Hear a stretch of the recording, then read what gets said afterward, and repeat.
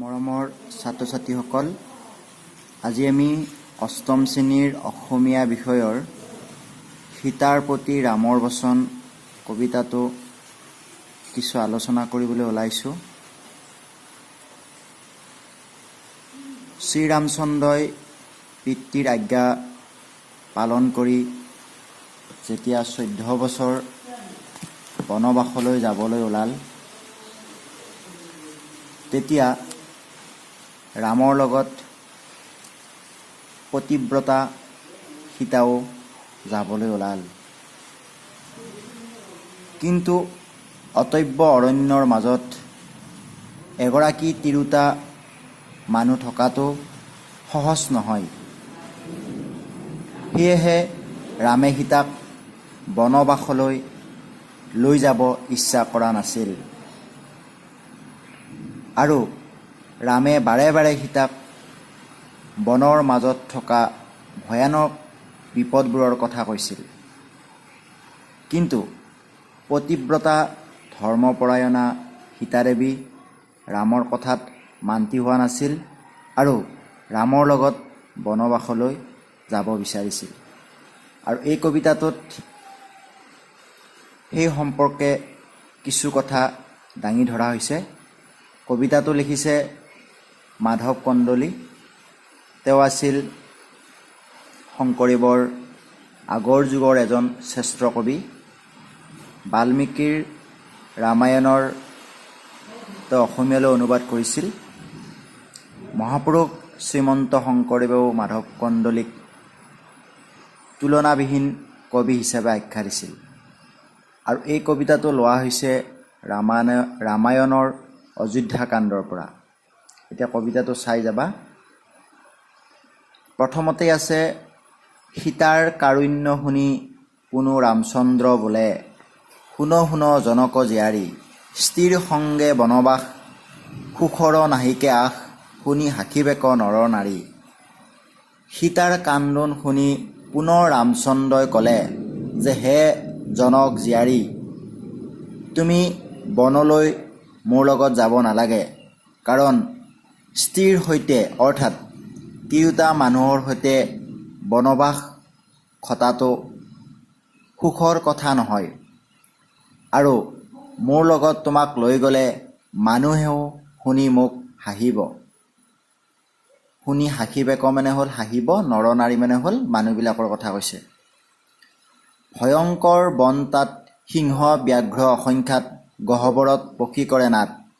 ৰামে সীতাক কৈছে যে অতি ভয়ংকৰ বন, তাত সিংহ বাঘ অসংখ্য জীৱ জন্তু থাকে আৰু সেইবোৰে গহ্বৰত প্ৰৱেশ কৰি ভয়ানক চিঞৰ কৰি থাকিব। তুমি সুকুমলী নাৰী, শুনি তাক যাইবা দৰি, মূৰ মহা মিলিব প্ৰমাদ। তুমি হৈছা এগৰাকী সুকোমল নাৰী। তুমি সেইবোৰ দেখিলে অৰ্থাৎ বনৰ জয়াল ছবিখন দেখিলে তোমাৰ ভয় লাগি যাব আৰু তেতিয়া মোৰ মিলিব প্ৰমাদ মানে মোৰো তেতিয়া বিপদ হ'ব। মহামত্ত হস্তিছয়, ফুৰে হবে যুথ হয়, মানে ডাঙৰ ডাঙৰ হাতীবোৰে পাল পাতি হাবিত ঘূৰি ফুৰে, চিঞৰ শুনি প্ৰাণ কঁপি যায়। মহিষ বৰাহ বাঘ, আছে বৰ বৰ নাগ, দৰ্শনে হৰে শ্ৰুতি জ্ঞান। মহ বৰাহ মানে বৰা কথা কৈছে, গাহৰি, বাঘ, আছে বৰ বৰ নাগ আৰু ভয়ংকৰ ভয়ংকৰ নাগ সাপ আছে। দৰ্শনে হৰে শ্ৰুতি জ্ঞান, আৰু সেইবোৰে যদি দৰ্শন কৰে মানে দংশন কৰে তেতিয়াহ'লে জ্ঞান নোহোৱা হৈ যাব। জোক পোক মহ দাহ, জোক পোক মহ দাহ, দেখি তুমি হৈবা ত্ৰাস, স্বভাৱে দৰুক তিৰি জাতি। যিহেতু তিৰোতা জাতিটো স্বভাৱতে অতি সোনকালে ভয় কৰে, সেইবাবে সীতাইও জোক পোক মহ দাহ এইবোৰ বনত দেখি ভয় খাব।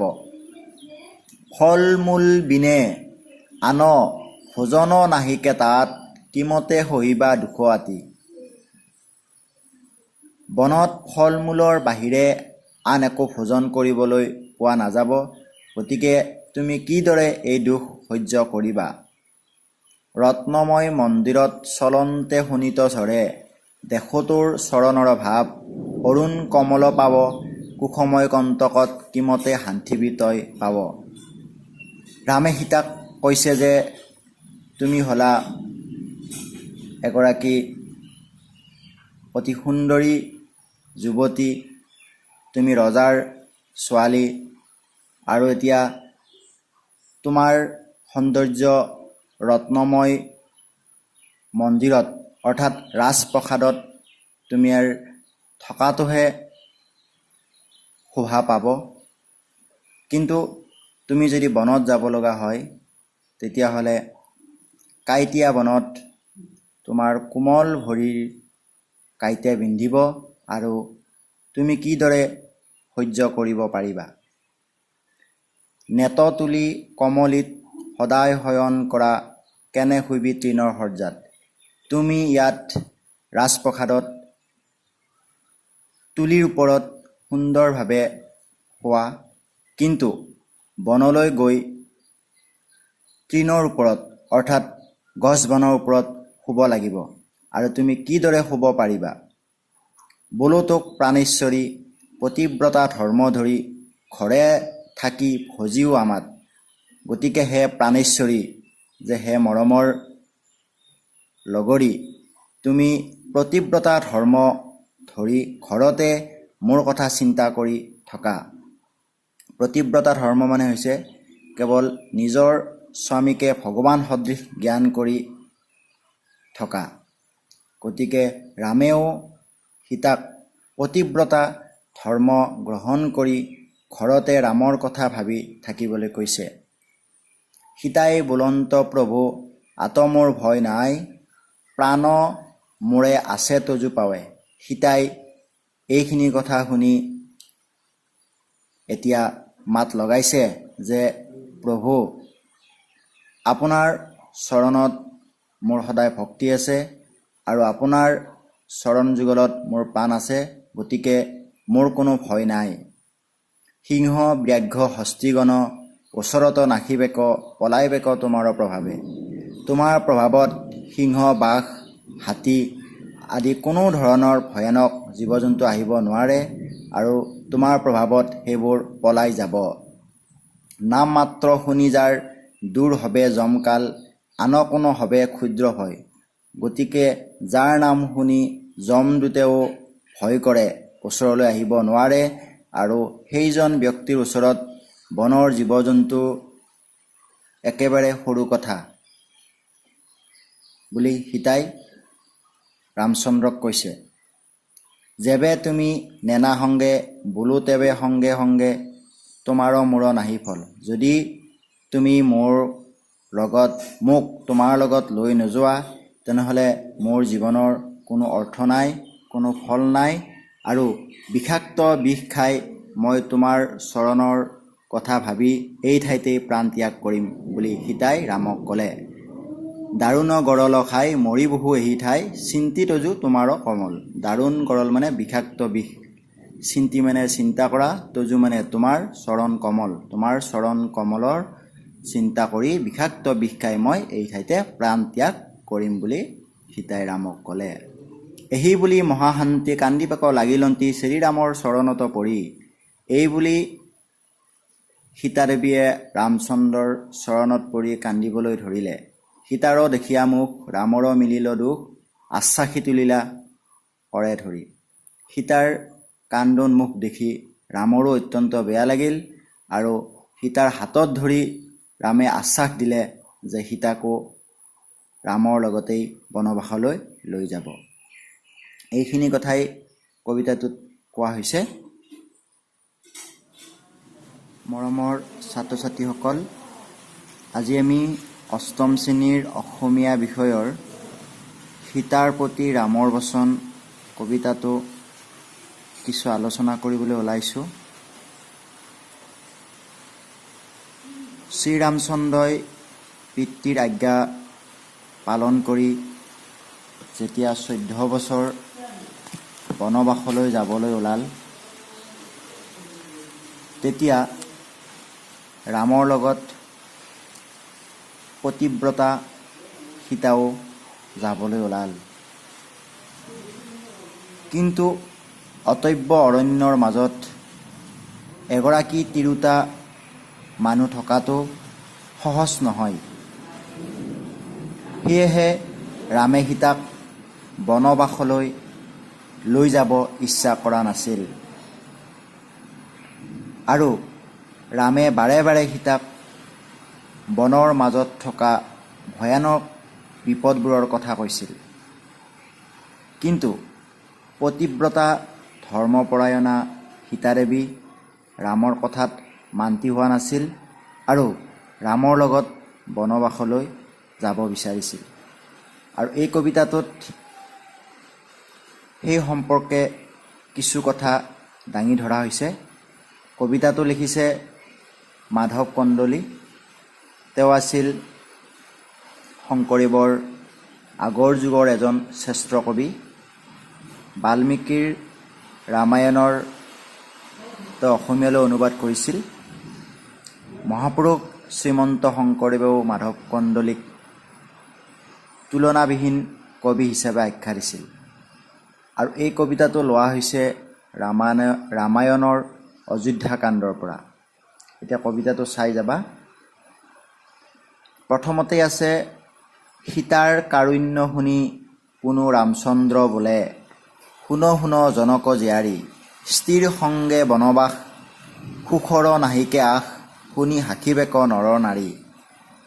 সীতাৰ কান্দোন শুনি পুনৰ ৰামচন্দ্ৰই ক'লে যে, হে জনক জীয়াৰী, তুমি বনলৈ মোৰ লগত যাব নালাগে, কাৰণ স্ত্ৰীৰ সৈতে অৰ্থাৎ তিৰোতা মানুহৰ সৈতে বনবাস খটাটো সুখৰ কথা নহয়।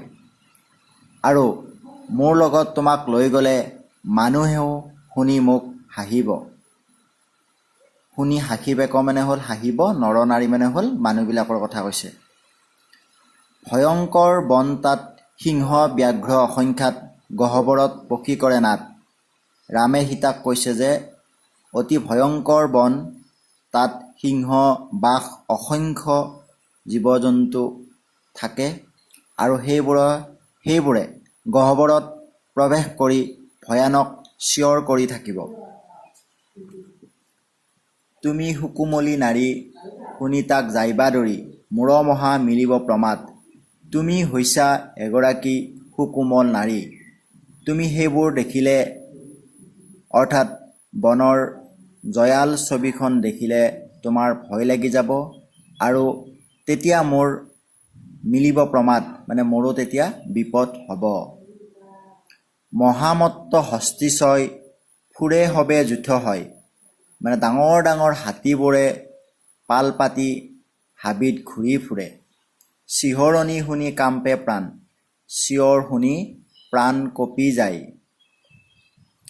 মহিষ বৰাহ বাঘ আছে বৰ বৰ নাগ, দৰ্শনে হৰে শ্ৰুতি জ্ঞান।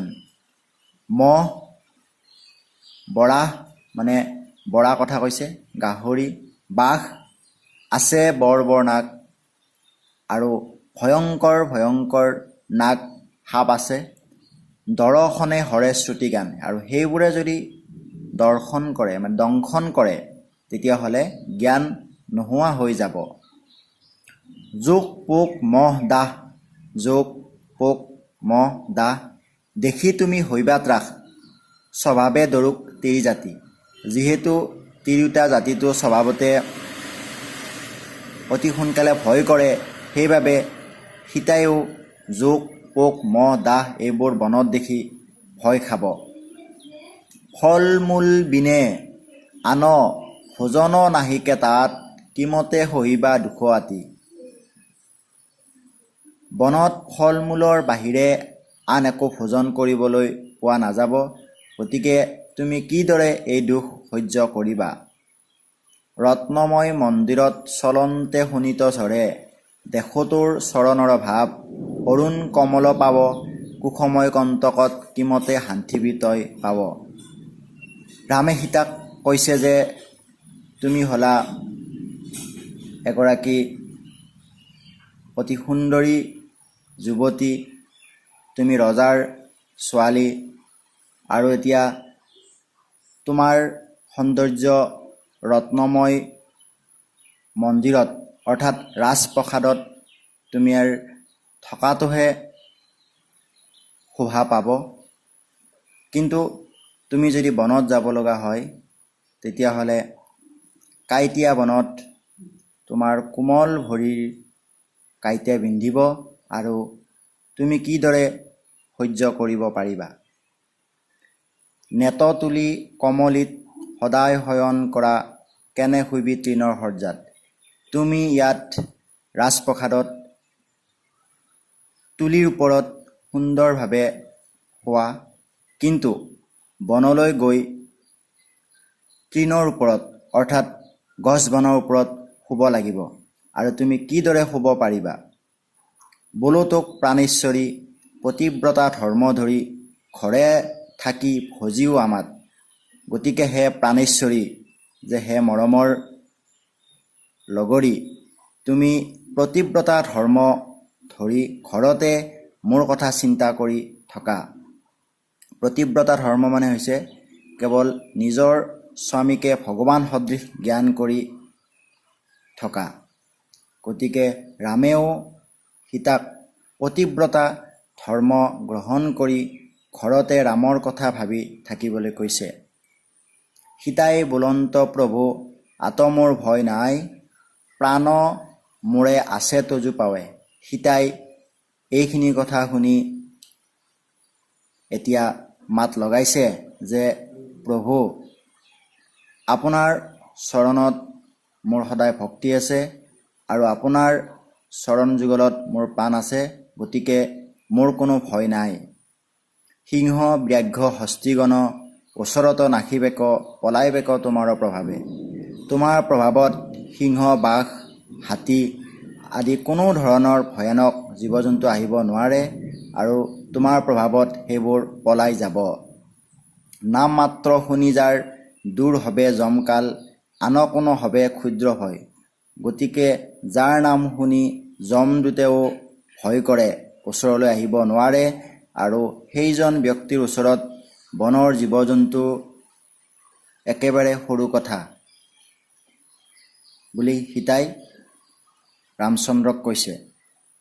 যেবে তুমি নেনা সংগে, বোলো তেবে সংগে সংগে তোমাৰো মোৰ নাহি ফল। যদি তুমি মোক তোমাৰ লগত লৈ নোযোৱা, তেনেহ'লে মোৰ জীৱনৰ কোনো অৰ্থ নাই, কোনো ফল নাই, আৰু বিষাক্ত বিষ খাই মই তোমাৰ চৰণৰ কথা ভাবি এই ঠাইতেই প্ৰাণ ত্যাগ কৰিম বুলি সীতাই ৰামক ক'লে। দাৰুণ গৰল খাই মৰি বহু এহি ঠাই, চিন্তি তজু তোমাৰো কমল। দাৰুণ গৰল মানে বিষাক্ত বিষ, চিন্তি মানে চিন্তা কৰা, তজু মানে তোমাৰ চৰণ কমল, তোমাৰ চৰণ কমলৰ চিন্তা কৰি বিষাক্ত বিষ খাই মই এই ঠাইতে প্ৰাণ ত্যাগ কৰিম বুলি সীতাই ৰামক ক'লে। এহি বুলি মহাশান্তি কান্দিবাক লাগিলন্তি, শ্ৰীৰামৰ চৰণত পৰি। এই বুলি সীতাদেৱীয়ে ৰামচন্দ্ৰৰ চৰণত পৰি কান্দিবলৈ ধৰিলে। সীতাৰো দেখিয়া মুখ, ৰামৰো মিলিল দুখ, আশ্বাসী তুলিলা কৰে ধৰি। সীতাৰ কান্দোন মুখ দেখি ৰামৰো অত্যন্ত বেয়া লাগিল, আৰু সীতাৰ হাতত ধৰি ৰামে আশ্বাস দিলে যে সীতাকো ৰামৰ লগতেই বনবাসলৈ লৈ যাব। এইখিনি কথাই কবিতাটোত কোৱা হৈছে।